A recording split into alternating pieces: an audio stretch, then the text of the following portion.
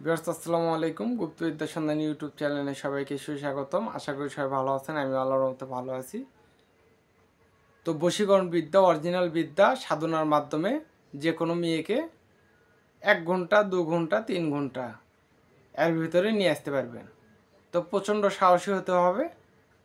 শ্মশান ঘাটিতে যাবেন, প্রতি মাসে একটা করে অমাবস্যা, একটা করে পূর্ণিমা আসে, শ্মশান ঘাটিতে যাবেন। গিয়ে শ্মশান ঘাটিতে যে মন্দির আছে, শ্মশানকালী, ওর ভেতরে বসে যাবেন। বসে যায় উত্তর দিকে মুখ করে সাধনা শুরু করে দিবেন। মন্ত্র পাঠ করবেন।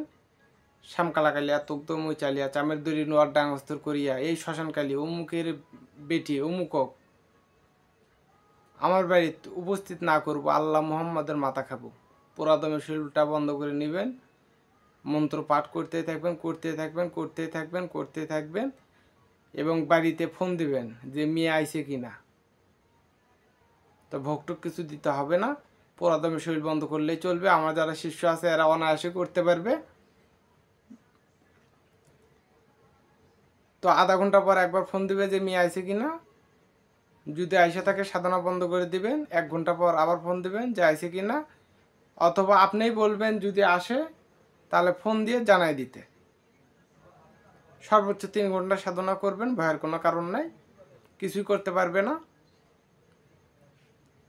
আমি তো শ্মশানঘাটিতে গিয়ে বাউ ঠ্যাঙ্গের উপর ভর দিয়ে কাজ করি, তার কারণ আমার অভিজ্ঞতা আছে। তো আপনারা বস থেকে উত্তর দিকে মুখ করে সাধনাটা করতে পারবেন। তো কষ্ট করলে কৃষ্ণ মিলবে, না হলে কষ্ট না করলে কৃষ্ণ মিলবে না। তারও ভয়ানক ভয়ানক বিদ্যা দিব, কবরস্থানে রুহ চালান দিয়েও বশীকরণ করতে পারবেন। তো আস্তে আস্তে দিব। তো সবাই ভালো থাকবেন, সুস্থ থাকবেন। আসসালামু আলাইকুম।